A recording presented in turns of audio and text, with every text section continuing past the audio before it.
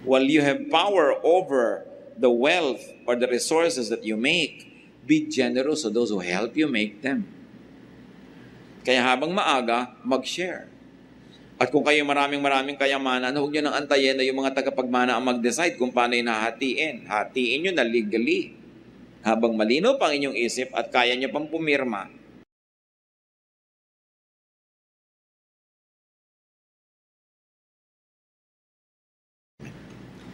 Life is God-given, therefore life is sacred, and every aspect of life is holy and important. Kumisan po meron tayong tendency to differentiate life between sacred and profane, between spiritual and physical. But this is a very, very Western thought, Western kind of looking at reality. Bawat bahagi ng buhay ay may kabanalan at magkasama yung napakatataas sa mga religious na mga usapin, pati mga practical na pang-araw-araw na mga issues ng buhay. Lahat yan ay mahalaga. Kaya nga amang mga aklat po sa Biblia ay may iba't ibang mga emphasis. Meron nag-emphasize sa mga ritual, may nag-emphasize sa mga calendars and events, may nag-emphasize sa mga pagdurusa, pagpapakasakit, at meron naman just how to enjoy life and make the most out of it. Not one is more important than the other. Lahat ng yan pinagsama-sama sa isang koleksyon para magkaroon ng lubos, ganap, at well-rounded na kahulugan ng ating buhay. What is life for? What universal rules govern and order life? Ito ang ating sisikaping hanapin sa Wisdom ni Solomon. Attempts at finding the meaning of life from Ecclesiastes 1 and 2. Lessons on life from Solomon. Ama namin, salamat sapagkat kayo Diyos na nagpapatawad. Linisin niyo nga po kami nang walang maging sagabal sa paglapit namin sa inyo. Gawin niyo po kaming karapat-dapat na tumanggap ng pagpapala. Payapain niyo po ang aming loob. Patawarin niyo po kami sa mga kasalanan namin. Gawin niyo pong tahimik ang aming puso at nang madinig namin ang iyong pagtuturo. Mangusap po kayo sa pamamagitan ng mga pagbubulay-bulayan naming mga kabanata sa Biblia at nawa Panginoon kayo po ang maging tagapagpaliwanag, tagapangaral, tagapagturo. May your truth be our strength, our medicine, our hope, our guidance, and our everyday manual so we can have a life that is meaningful according to your definition. Kayo po ang mangaral sa amin, Panginoon. Turuan niyo po kami at kami naman nais na tumanggap ng pagpapala niyo. Dala-dala namin ang mga pasalamat namin, ang aming mga awit at sayaw, ang aming mga kaloob sa inyo. Panginoon, dinadala namin sa iyong paanan, pusong humihingi ng laman. Spiritual na laman ang hinihingi namin, Panginoon, at nawa ito po ipagkaloob niyo. Quiet our hearts, protect us from all evil men and evil spirits. Bless our loved ones who are not with us, and may your safety be upon this holy assembly. We ask you, Father, confident that you hear, in the name of your Son, our Lord and Savior, Jesus Christ. Attempts at finding the meaning of life. We're going to have a panoramic review of these two very important chapters in a very, very practical book in the Old Testament. Ecclesiastes 1:1. The words of the teacher, son of David, king in Jerusalem. So the book is known to have been written by Solomon. Kung hindi man lahat ay sinulat niya, mayroong part dito na kinolekta niya at isinama niya sa body of wisdom na ito na tinatawag na Ecclesiastes, which means the teacher. Verse 2, meaningless, meaningless, says the teacher. Utterly meaningless, everything is meaningless. A very misunderstood word in the Bible, this meaningless. What is the writer's theme? That nothing makes sense.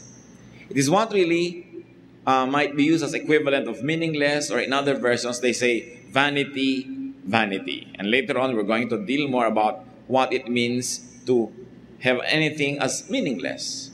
Verse 3, what does man gain from all his labor at which he toils under the sun?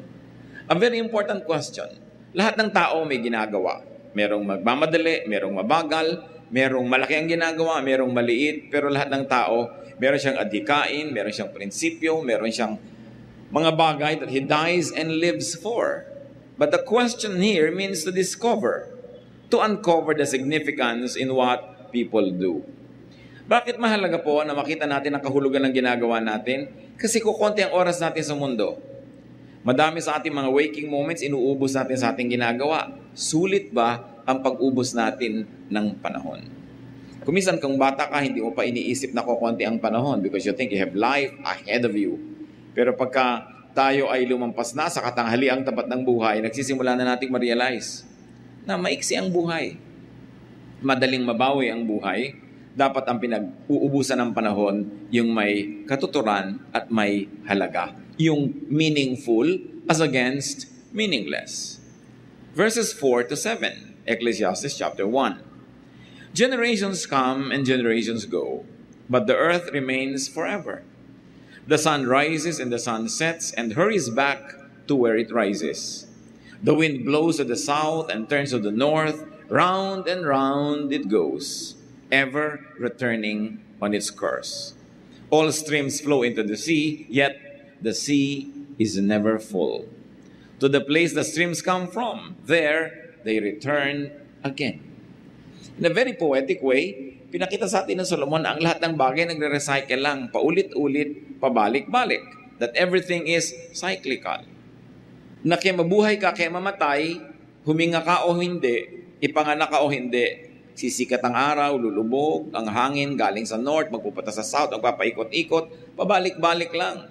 Pati yung tubig, magiging liquid, magiging vapor, pagkatapos magiging tubig uli, magiging liquid na naman. Walang natadagdag at walang nababawas sa mundo mula nang ito ay nilikha. People do not make a dent on life. People don't make a dent on the world. Kahit yung mga kuminsan napakaganda ng mga sibilisasyon, mga lungsod na ginawa, nakikita natin kinain uli ng gubat, bumalik uli ang dati. In fact, yung mga halaman, hayaan mo lang yan, huwag mong pigilin, tatakpan niya uli tayo lahat. Kita nyo yung mga tulay, mga bubong, tinutubuan ng halaman, pag di mo binubunot, mga alulod, babalik uli sa lahat. Kahit anong pagsisikap ang gawin mo, babalik at babalik ang lahat. Ecclesiastes 1:8, all things are wearisome, more than one can say. The eye never has enough of seeing, nor the ear its fill of hearing. Hindi naman doon nasasatisfy ang tao. Hindi nabubusog ang mata kahit kailan. Hindi nabubusog ang tainga. Lahat laging kulang, gusto pa, more, more, more. So ano po ang isa sa mga lesson dito na hinuha natin? That having more is not the answer. Coming from a king, the observation reveals that one may have all the resources but still not get satisfied. Sabi niya, the ear never has enough of hearing. Dumating na ba sa point na sobrang nadadinig yung musika na ayaw nyo na makinig? Dumating ba sa point na sobrang maganda na ang nakita mo, ayaw mo na tumingin sa maganda? Hindi, lalo ka pang tingin ng tingin at lalo ka nagagandahan, lalong kulang at kulang at kulang. Dumating ba ang point na sa dami ng nakain mong masarap, ayaw mo nang kumain? Hindi na uubos ang appetites. So sabi niya, samantalang ito ang pinagtatrabahuhan natin. Marami tayong nauubos sa panahon. Just to see, just to hear, just to taste, just to have. Verses 9 to 10. What has been will be again. What has been done will be done again. There is nothing new under the sun. Is there anything of which one can say, look, this is something new? It was here already, long ago. It was here before our time. So walang bago. Yung mga discoveries, kaya nga discovery yun, ibig sabihin, nandun lang yun, may takip, natanggal mo yung takip, nakita mo, na-discover mo. Pero nandun na. Even inventions, walang bago. Inventions are nothing but rearrangement of old rules and old formula. Nare-rearrange lang yan. Walang bago. Mula nung nilikha ng Diyos ang mundo. Isang major lesson there, brothers and sisters, don't waste your life trying to reinvent the wheel. Meron na. Makinabang tayo sa mga naipundar na ng iba, makatuto tayo sa body of knowledge of other people, learn from patterns, learn from cycles. That's why it's important na nakikinig sa matatanda. Marami na sila sigurong naaksaya ang oras at nung matanda na sila, nalaman nila kung alin yung aksayado, alin yung hindi. Itinuturo nila ngayon. So niya, papunta pa lang ako kayo, pabalik na ako, huwag na kayong pumunta, sayang lang ang biyahin nyo. Pero maraming bata ayaw makinig. You want to learn it on your own. So you will waste lots of time in committing mistakes. While many people who have gone before us had already committed mistakes, we can learn from. Dapat cumulative yung learning. Natututo ka. Dapat ang tao mas marunong na kaysa sa previous generations. Sa dami ng karanasan ng tao, Pero kadalasan hindi naman tayo nakikinig sa payo ng matatanda, sa payo ng mga may edad na. So, you will reinvent the wheel, meron na pala. You will go through the same troubles that many people went through. And therefore, your time is wasted like their time was wasted. Ano man pinag-uubusan natin ng panahon para sumikat, makilala, matandaan, to leave a mark? Ecclesiastes 1:11, there is no remembrance of men of old. And even those who are yet to come will not be remembered by those who follow. Talaga, sandaling-sandali lang naman talaga tayong natatandaan. Ano ang halaga sa inyo ng photo album ng lola nyo, for instance? Liba na lang yung mga ilan-ilan ang hilig-hilig sa family heritage and history. So yung mga family album mo, mahalaga lang sa'yo, scrapbook, pati mga balutan ng chiclet na ibinigay sa'yo nung nanliligaw sa'yo nung nakadikit pa doon. Mahalaga lang sa'yo, pero pag matanda ka na, nababali, wala rin. O let's say, kinamatayan mong mahalaga pa ba sa anak mo yun? Siguro konti, kasi nanay o tatay ka niya, pero sa apo mo, tatapon na lang niya yun, anin niya yun, liba na lang ikaw si Jose Rizal. O liba na lang you're somebody so famous na magkakaroon ng katuturan yun. Pero kahit naman yung mga nagiging sikat, nagiging baliwala din ang mga bagay-bagay na mahalaga sa kanila.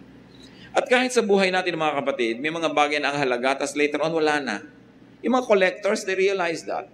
Some people spend half of their lives collecting things, then later on, pinoproblema nila, kanina kaya ko ito ipamana, wala na mainteresado.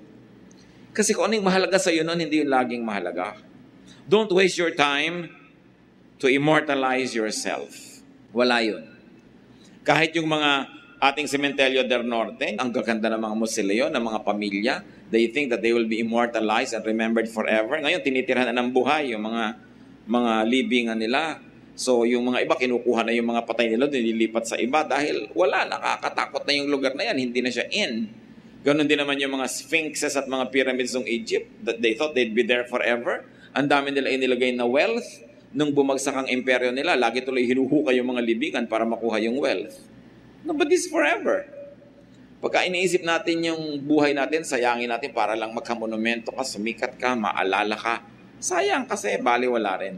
At ito yung mga pinag-uusapan ni Solomon. Yung mga meaningless things. Para yung buhay natin, maitalaga natin kung ano yung meaningful. Para kung tayo babawian na ng buhay, wala tayong pagsisihan na nasayang ang ating panahon. Ecclesiastes 1:12-14. I, the teacher, was king over Israel in Jerusalem. I devoted myself to study and to explore by wisdom all that is done under heaven. What a heavy burden God has laid on men. I have seen all things that are done under the sun. All of them are meaningless, a chasing after the wind. Sabi niya, ako, king, lahat ng gusto kong gawin, nagawa ko, na-afford ko, lahat ng gusto kong project, lahat ng gusto kong pag-aralan, napag-aralan ko, ang gusto kong i-research, na-research ko, ang dami kong ginawa. Sinuri ko lahat yung mga bagay na yan. You know why Solomon could do that? Because his reign was very peaceful. He inherited a very powerful, united, and peaceful kingdom. Yung ipinundar ng tatay niya na si David, whose life was spent mostly in war, magulo, siya ang nakinabang. Tahimik na tahimik ang buhay niya, marami siyang pwedeng pag-aralan. At hiningi niya sa Diyos, bigyan siya ng wisdom, binigyan siya. Ang yaman-yaman niya, ang mga tao nagpupunta sa kanya para makinig sa kanyang katuruan. Pag may nababalitaan siyang marunong, ipinasusundo niya, ano ba yung runong mo? Ikwento mo sa akin. Dami-dami niyang alam. Pero sabi niya, alam niyo, ang nalaman ko lang, wala naman talagang dapat malaman. Wala naman talagang ganung kahalaga para pag-ubusan mo ng panahon na alamin. Wisdom could not help much in understanding life. That understanding life is like controlling the wind. It is impossible. At ito yung buong konteksto ng meaningless at chasing after the wind. Ang hangin daw ba ay nahahabol? At kung sakali mong abutan, kaya mo ba itong ikulong sa iyong mga bisig? Kaya mo bang yakapin? Kaya mo bang ilagay sa kahon? Kaya mo bang ilagay sa bulsa ang hangin? Kaya mong talian? Hindi. Sabi niya, yun ang paghahanap ng kahulugan ng buhay. Parang paghahanap at paghabol at pagkulong sa hangin. It is meaningless.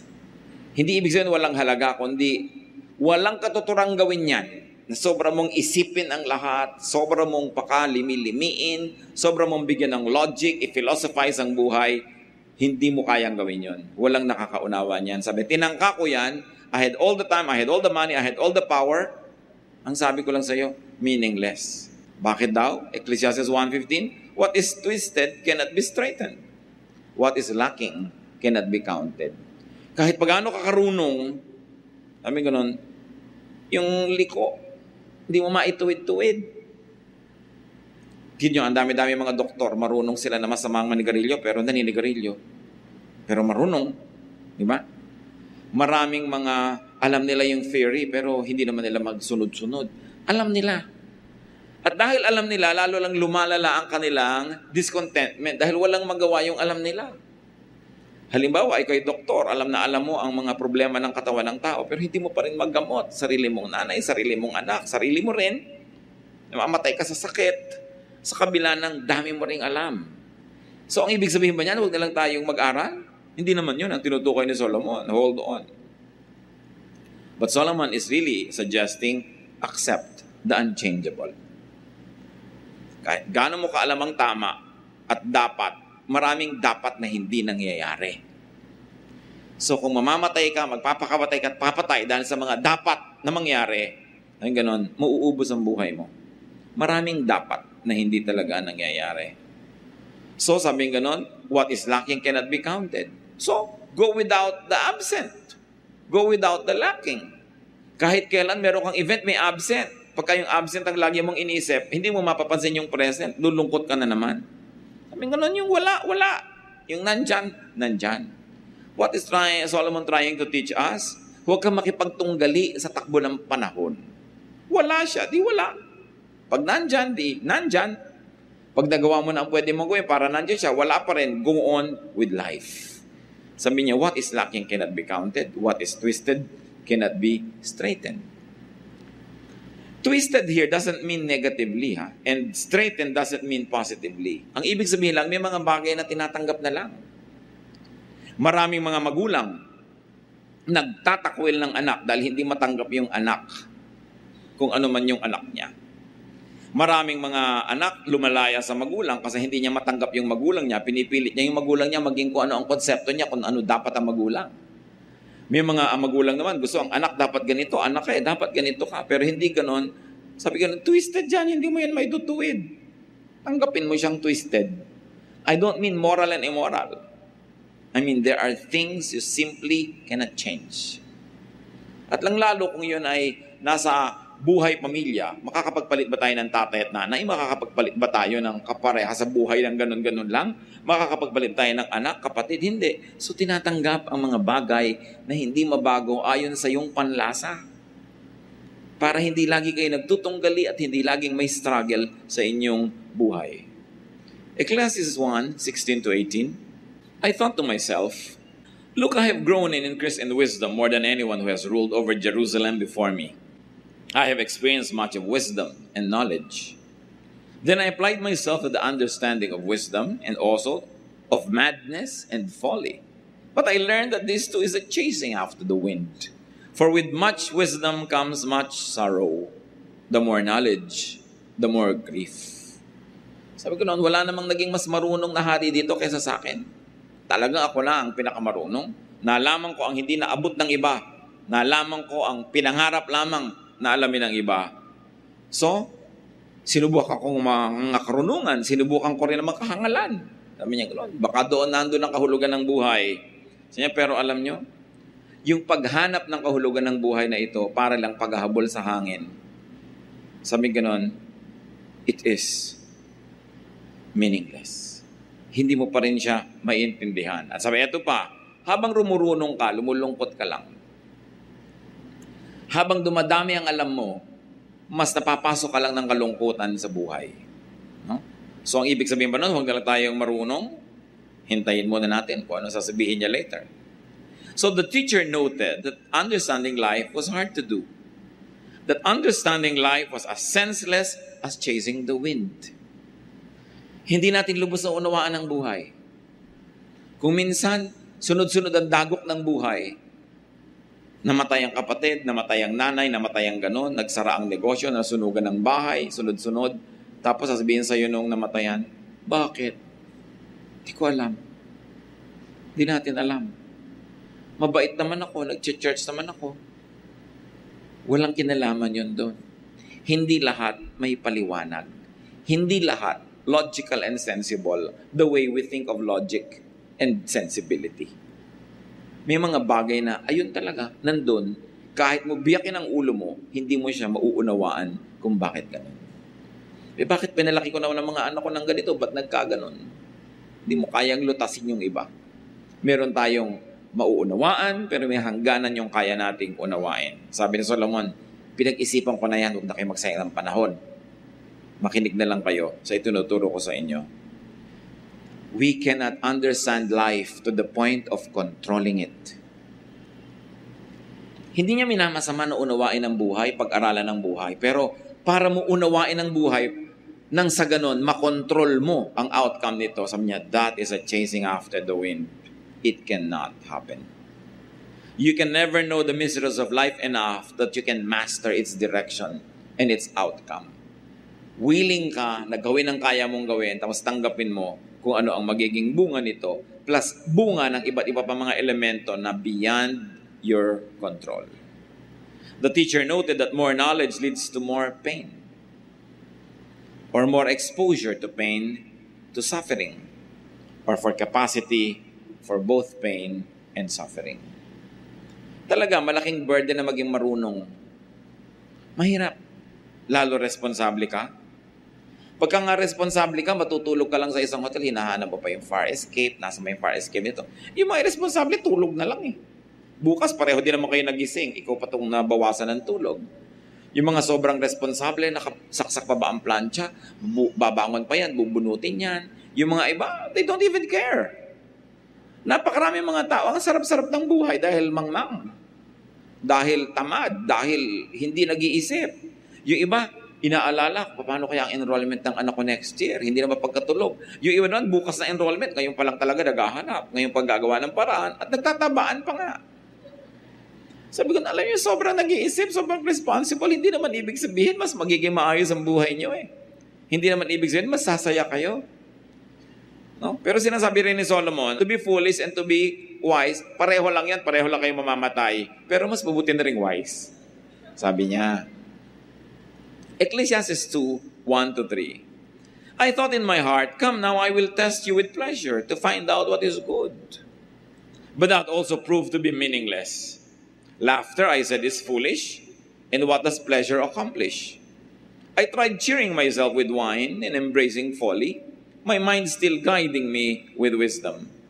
I wanted to see what was worthwhile for men to do under heaven during the few days of their lives. Sabi niya, nung nagpakarunong-runong ako, lumungkot ako. Isipin niyo kung aalamin niyo lahat ang nagdurusa, ilan ang may sakit, sinong mga iniwan ni ganito, sinong mga ulila, nilungkot talaga kayo. Pag nagso-social work kayo, makikita niyo lahat ng suffering, nulungkot talaga kayo. Mas masarap pa yung pag may bagyo, lagi nasa mall, enjoy ng enjoy. Ikaw naman na lumalangoy-langoy sa baha, nakikita mo lahat ng pagdurusa. Sino sa inyong dalawa sa palagay mo tutulog ng mas maimbing? No? Sabi niya, pero mas mainam pa rin yung wise, mas mainam pa rin yung godly. Sabi ni Solomon, pero dahil lumulungkot ako at yung dumadaming nalalaman ko, sinubo ko naman, sabi gano'n, na magsaya, maglasing, magpakasarap sa buhay. Sabi gano'n, pero tatandaan nyo, may wisdom still guiding me. Hindi naman ako todong nagwala. Sabi niya gano'n. Pero tinikman ko, sinubukan ko lahat, pati mga kahangalan ng mga tao. Hindi ako sang-ayon kung ba't gano'n sila mamuhay. Baka may alam silang hindi ko alam. Baka may ligaya silang hindi ko maranas sa maiksing buhay na ito. So aalamin ko, sabi niya. In search of meaning, in search of the best way to live or the maximum benefit in life, the teacher tried fun and enjoyment and wine. What was his conclusion? He realized that laughing and having fun doesn't do much good. Yung wala rin eh. Yung tawa ng tawa, bukas walang pera. Yung sobrang ding saya, laging masaya, biglang bukas malungkot. Napapansin niyo ba yun? Yung pag sobrang saya ka, biglang may kasunod na lungkot. Sabi niya, nagbabalance din kasi ang buhay eh. Kung sobra kang lungkot, sumasaya ka naman. Kung sobra kang saya, lumulungkot ka, nagbabalance lahat. Kaya sabi ko, kahit sa kamalagay, pareho lang yan. So, wala pala sa pagsasaya. So, gumawa siya ng ibang paraan. Verses 4-6. I undertook great projects. I built houses for myself and planted vineyards. I made gardens and parks and planted all kinds of fruit trees in them. I made reservoirs to water groves of flourishing trees. So nag-green revolution siya. Nagtanim siya, nag-backyard farming, naggawa ng mga irigasyon para sa ikabubuti ng mga tao sa kakahanap niya ng kahulugan ng buhay. At marami rin sa atin gumagano, nagkakawang gawa. Hindi dahil ang yaman-yaman, kasi naghahanap ka rin kung saan ilalagay ang sarili mo, saan ka nga ba sasaya.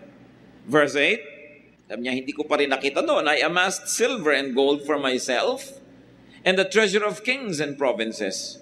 I acquired men and women singers and a harem as well, the delights of a man's heart.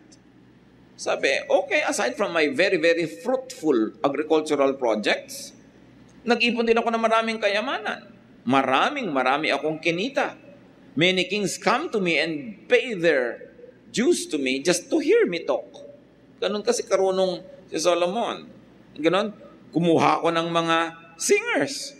Kantahan naman. Walang katapos ang mga singers dyan. At may harem, alam niya naman, libo-libo ang kanyang asawa. Diba? Daan-daan ang kanyang mga pinakasalan. But of course, it was a political move also of a very wise king, no, to consolidate his empire through intermarriages. Sabi niya, I did all the delights of a man's heart. Ginawa ko rin yan. Verse 10, I denied myself nothing my eyes desired. I refused my heart no pleasure. My heart took delight in all my work, and this was my reward for all my labor. Sabi, lahat ng nagustuhan ko, kinuha ko. Lahat ng naisipan ko, ginawa ko. Lahat ng iniisip kong masarap, dinanas ko. Verse 11, yet, when I surveyed all that my hands had done and what I had toiled to achieve, everything was meaningless. A chasing after the wind. Nothing was gained under the sun. Sabi, wala ako naidagdag sa mundo. Dumami nga ang mga babae dito sa palasyo ko na kontian naman doon sa pinanggalingan. Pareho lang. Sabi nga, no? Nagtanim ako dito pero hindi doon tumubo dito. So, nandito rin pero wala naman talaga nadagdag sa planeta. Wala naman talaga tayong naidadagdag sa planeta. Subukan yung bumili ng mga halaman sa Bulacan Garden na puno ng halaman yung bahay nyo pero naubusan naman sila. Lumipat lang, nagpapalipat-lipat lang. Wala tayong naidadagdag. Magpapatayo ka ng bahay pero may mga batong tinibag kung saan, buhangin kinuha kung saan ilog, napunta lang sa lugar mo. Pero wala naman, nagpalipat-lipat lang.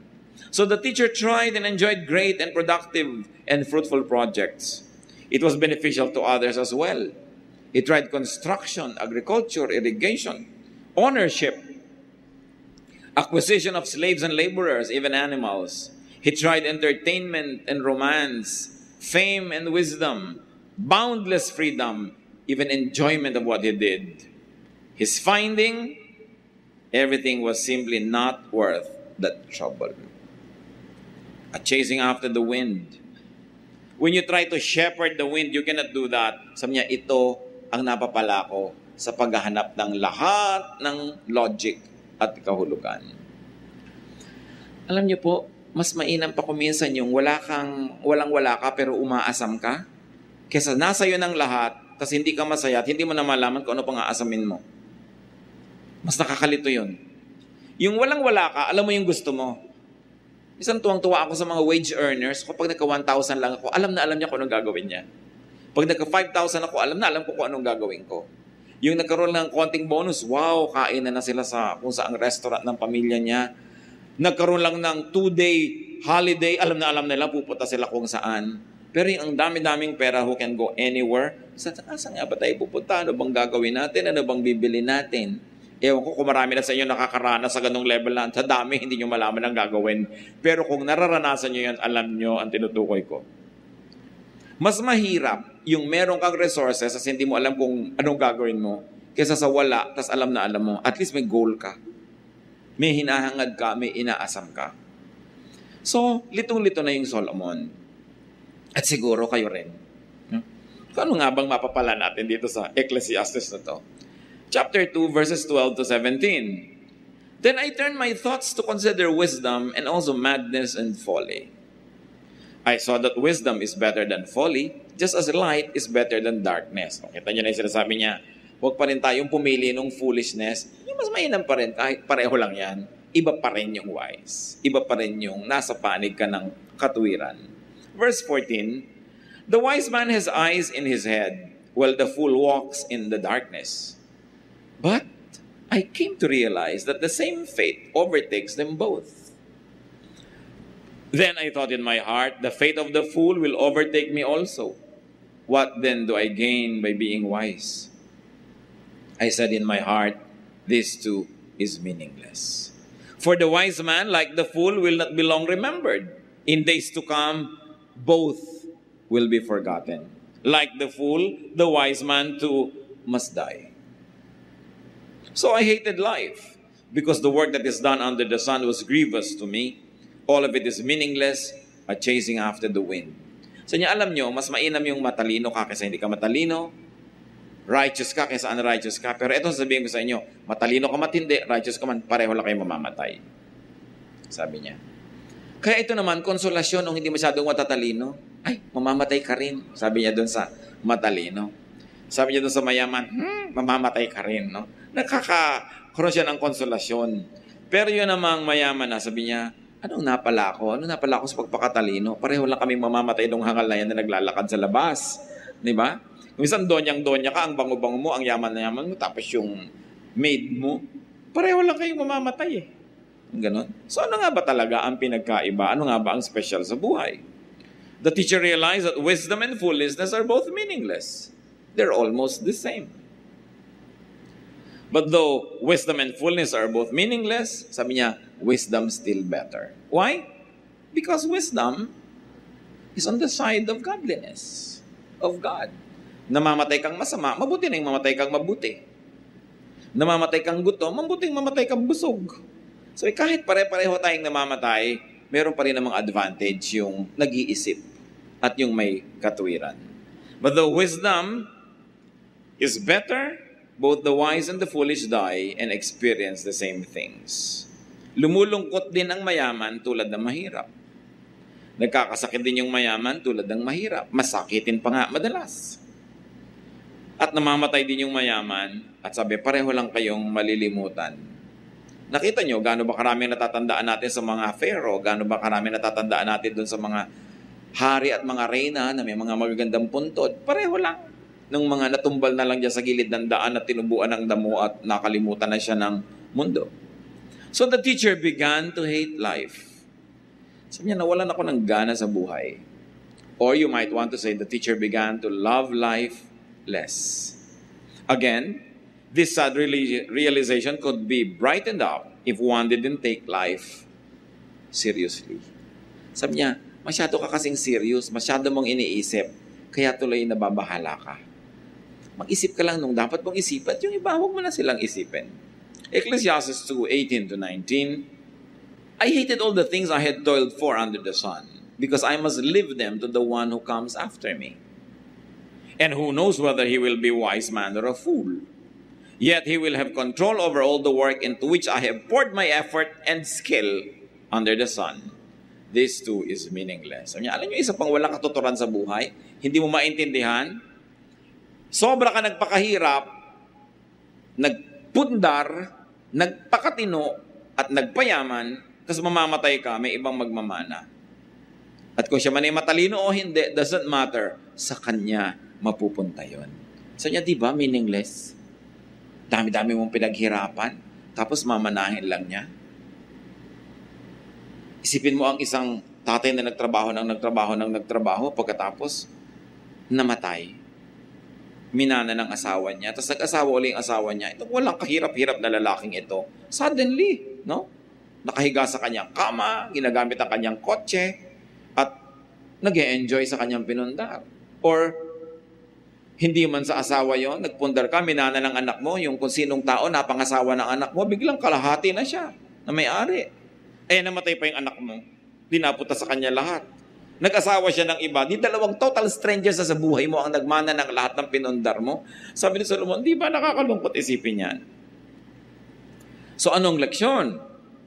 Sabi niya, ang hirap naman kasi magpundar, ang hirap magpakayaman, pinapagod mo ang sarili mo, nag-aalala ka, hindi ka mapakali hanggang hindi napipirmahan yung contract, hindi ka napapakali hanggang hindi tapos yung deal, you have sleepless nights. Pagkatapos kung sino ang makikinabang, So the time and the capacity to enjoy the fruits of one's labor is limited. And this is what makes life sad.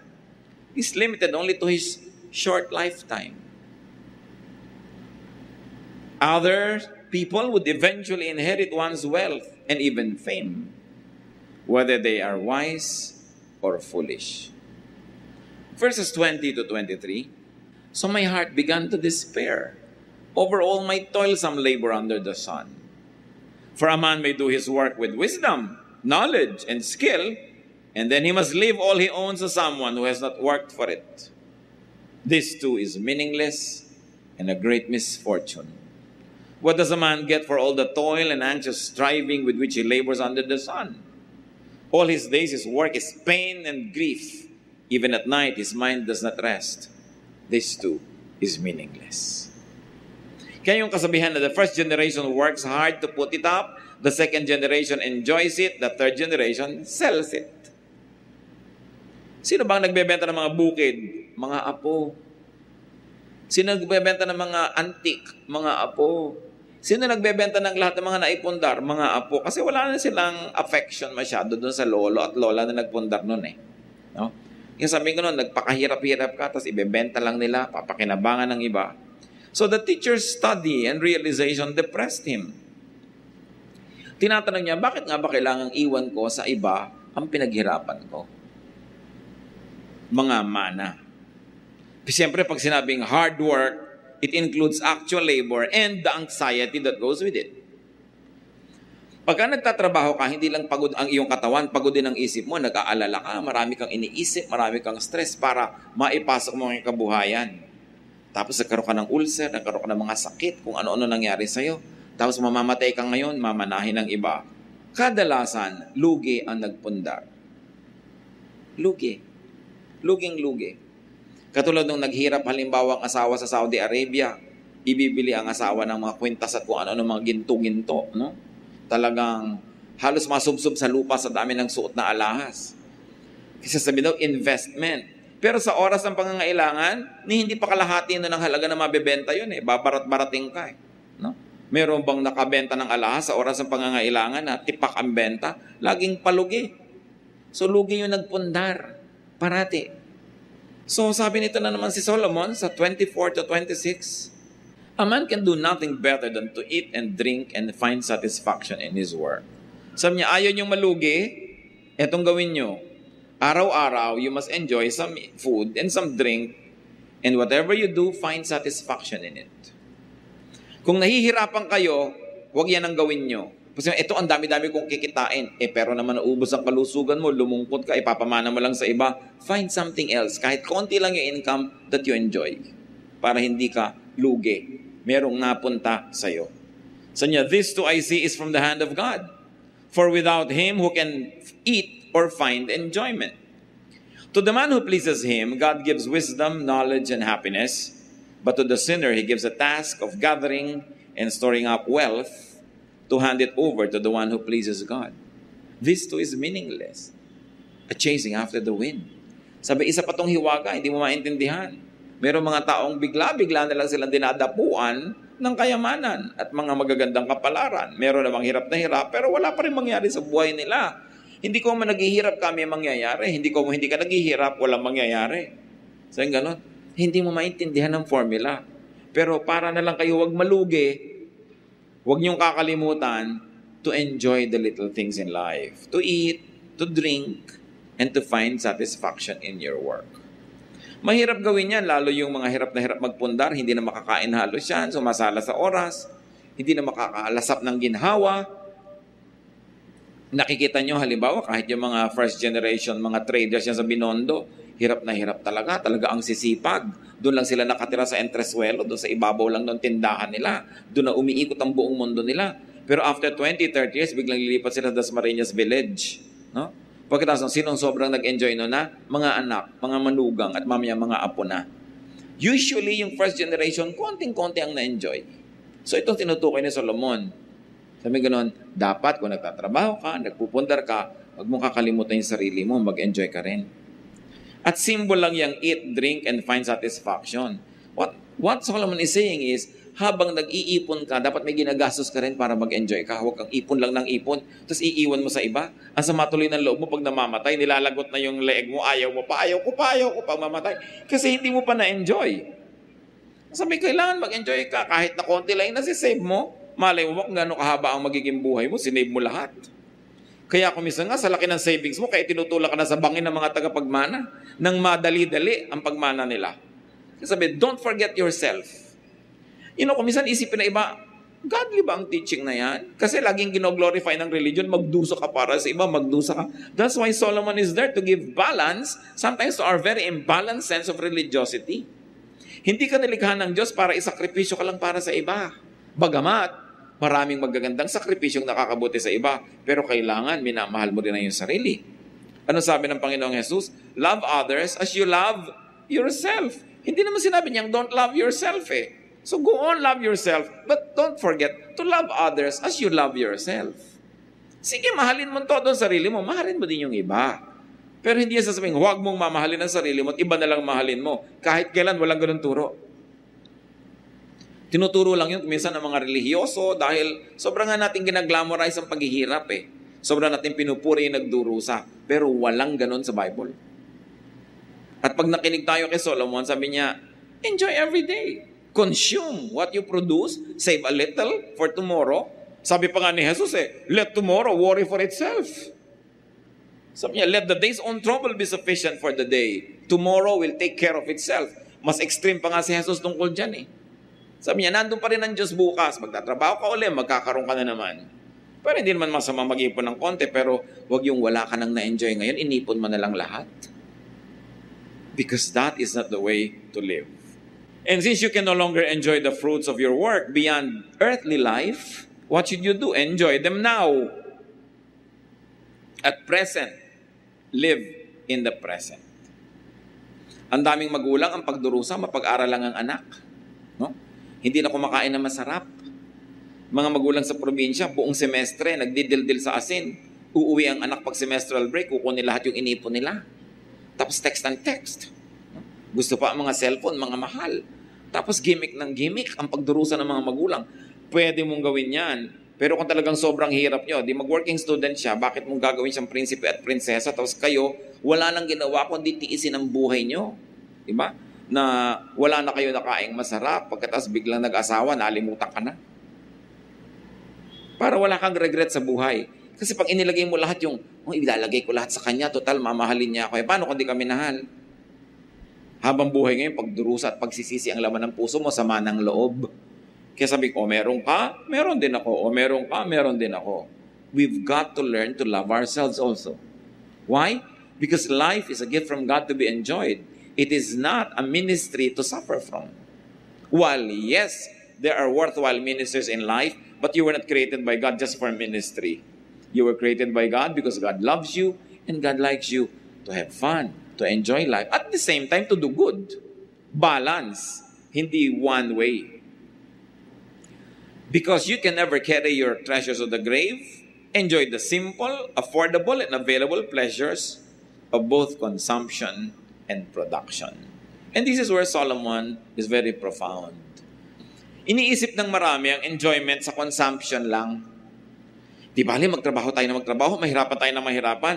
Sa weekend naman, may day off tayo at mag-enjoy tayo. Hindi yan ang tinuturo ni Solomon. Ang tinuturo niya, paski yung Monday to Friday na nagtatrabaho ka, dapat enjoyin mo yan. Kasi, yung Monday to Friday last week, hindi na babalik ever. Kahit mag-enjoy ka sa Saturday and Sunday, yung Monday to Friday mo na hindi ka enjoy, nalugi ka na rin. Paano natin gagawin yon? Unang-una, sa abot ng ating makakaya, do work that you enjoy. And of course, if you are being paid to do something you enjoy, you're actually playing. You're not working. So dapat tayo, habang lalo na yung maaga pa lang, nagsisimula ng karir, ibagay nyo sa inyong mga taste ang gagawin yung trabaho. Kahit merong mas malaki ang kita pero hindi kayo enjoy, doon na lang kayo sa moderate ang kita or less pero enjoy kayo. Kasi bawat oras na nandun kayo, meron kayo enjoyment. Kaysa puro kayo pagtitiis at pagdurusa. At kung kaya nyong kumawala sa mga ginagawa nyo ngayon na hindi kayo enjoy, then kumawala kayo. Sa bahay halimbawa, nahati-hati ang trabaho, ayaw na ayaw mo maglaba, pero enjoy ka mamalansya, makidil ka sa isang kapatid mo, o ikaw maglalaba, ako mamalansya. Para pareho kayong enjoy, kasi gusto na niyang nilalaro-laro yung mga bula-bula, saya-saya niya pag naglalabas siya. No? So, hanapin mo yung gusto mo at yan ang gawin mo. Sinasabi ni Solomon, huwag lang yung nagdurusa ka lang dyan. Because work must be enjoyed as an end in itself. Hindi lang siya means to earn. Kailangan means din siya to be happy and to find satisfaction. Kaya sabi niya, find satisfaction in what you do. Enjoy your consumption and even your production. Solomon is saying, whatever it is that you face, enjoy the moment. Hindi na yan babalik. Sayang pag hindi mo na-enjoy. Such enjoyments are God-given and God's gift to His people. To find meaning in life, let me be emphatic, as Solomon was emphatic, enjoy your work. The process, the environment, the workmates, the benefits, the challenges, and the fruits. Lahat yon, the whole work. Find ways to enjoy. If what you do is not naturally enjoyable, find ways to enjoy it. One of the marks of intelligence is that you are able to manipulate your environment for your benefit. So find ways to enjoy. Since one's gain at work must be left behind to people who didn't work for them, then better enjoy it to the max. Every day, every moment. Better yet, dahil hindi nyo naman may enjoy pag nasa kabilang buhay na kayo, hindi nyo na makokontrol ang inyong kayamanan kung meron man, share it with the people who labor with you. Kung minsan nakakalungkot, merong mga may-ari ng kumpanya, pabrika, whatever, business, ang kukuripot sa kanyang mga empleyado na nagasgas na ang lahat ng bahagi ng katawan katatrabaho, no? Para kumita yung buo niyang machinery. Ang liit-liit magpasweldo, ang kuripot sa benefit. Tapos kung magbigay sa apo, na wala namang kahirap-hirap, ang laki-laki. Ang inipon para sa mga tagapagmana, ang laki-laki. That is unjust. While you have power over the wealth or the resources that you make, be generous to those who help you make them. Kaya habang maaga, mag-share. At kung kayo maraming kayamanan, huwag nyo nang antayin na yung mga tagapagmana ang mag-decide kung paano yung hahatiin. Hatiin nyo na legally. Habang malinaw pang inyong isip at kaya nyo pang pumirma, napakaraming bangkay na pag tiningnan mo, bakit para siyang bumoto? May tinta sa thumb. Aba, may matinong kamag-anak na habang naghihingalo siya, nagpatatak na ng mga kung ano-anong mga deed of sale. By the way, alam nyo ba na mahahalata mo pag patay na yung nagtatak? Iba ang tatak ng patay na at buhay. Malalaman mo yon.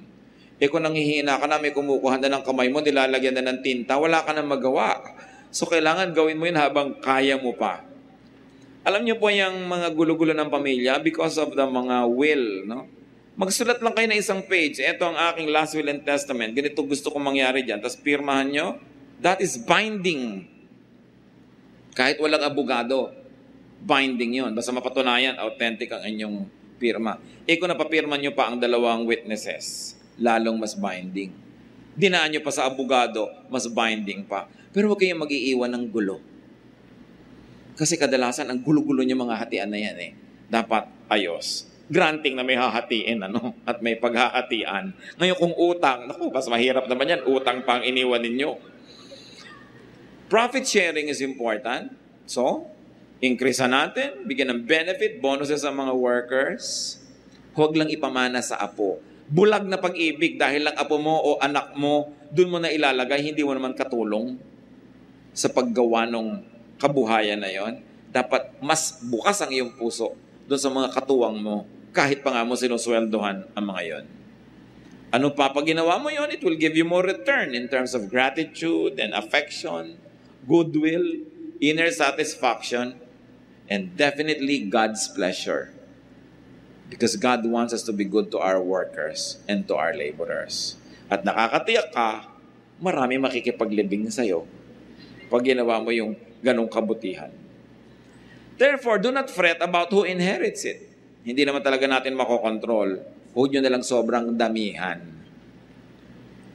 Produce and enjoy in your time, then let go when it's time to go. Dahil nagawa mo na at ayos ang iyong sambahayan. Isa sigurong lesson dito mga kapatid, do not produce too much money.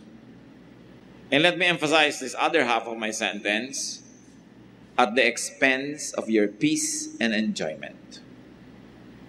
Huwag kang sobrang mag-produce, ikaw na to yung nagkaulsar-ulsar, nagkagulo-gulo, nagkalubog-lubog, nahirapan. Make it easy on yourself. Make and get only what you need for a lifetime, for your time, or even for a day. And if things seem meaningless, find their meaning and give them meaning. Pag lagi mong hinahanap kung anong kahulugan ng buhay, hindi mo naman makita, di ikaw ang umimbento ng kahulugan. Ano ba ang kahulugan ng buhay na gusto mo? Ano ba ang magandang kahulugan ng buhay na hindi naman sasalungat sa nakasulat na salita ng Diyos? Di, imbentohin mo ang kahulugan mo. Ano ba ang kahulugan sa'yo? Ano ang masayang buhay sa'yo? May right ka na i-define yun para sa sarili mo. Don't let the standards set by others dictate on you kung ano ang mahalaga sa'yo. If the wind could really be shepherded or controlled, then Solomon would have found the answer. He never found the answer because the wind could not be controlled. But you can still enjoy the wind. Kahit hindi mo malaman kung saan ang galing ang hangin, hindi mo makontrol kung saan siya pupunta, habang dumadaan sa'yo, pwede mo siyang enjoyin. So enjoyin mo na lang siya kung ano man yung wind na yon.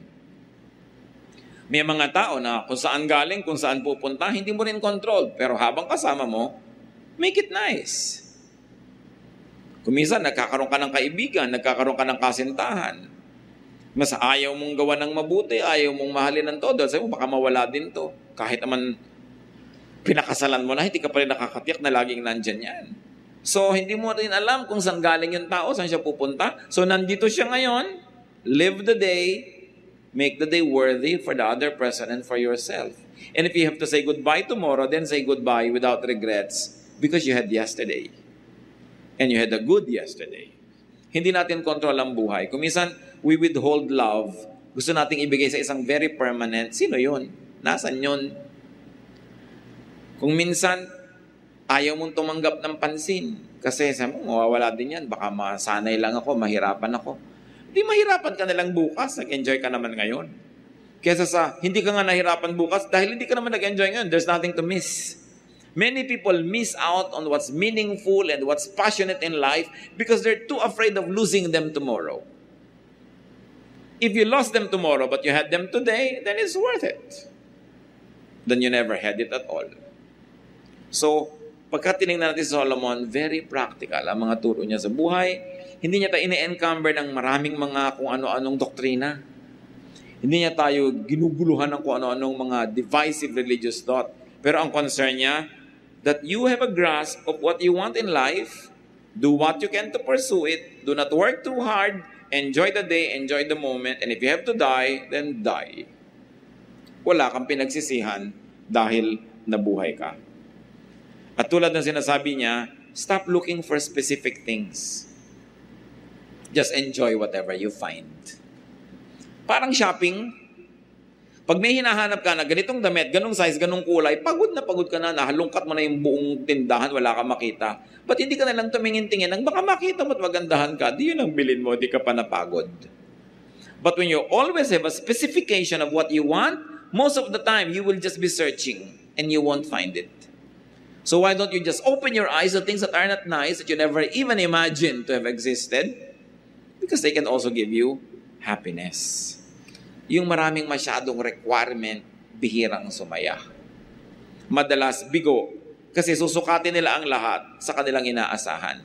They are not ready for surprises. And when pleasant surprises come, they are not even ready to appreciate it because they're fixated on their specifications. Dapat marunong tayong mag-adjust. What cannot be straightened, cannot be straightened. What is absent. So you make do with those who are present. And in all your work, do it for God.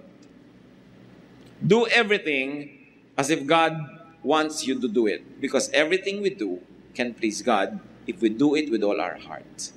If it is godly, and of course it is good. 1 Corinthians 10:31, whatever you do, do it all for the glory of God. Kung saan ka man ngayong station nalagay sa buhay, complete man o incomplete ang happiness mo dyan, do it with feelings. Do it well. Do it as unto the Lord. And you will find joy in it. Because God will let joy flow into your life. Because God loves a cheerful worker. Hindi yung nagdadabog, naiinis, because you will be blinded by your emotion and you won't see what is nice in life. So walang conclusion ng ating pag-aaral. Tatangkain nating basahin pa ang iba pa mga books ng Ecclesiastes. Napaka-importante na hold your conclusion and let's just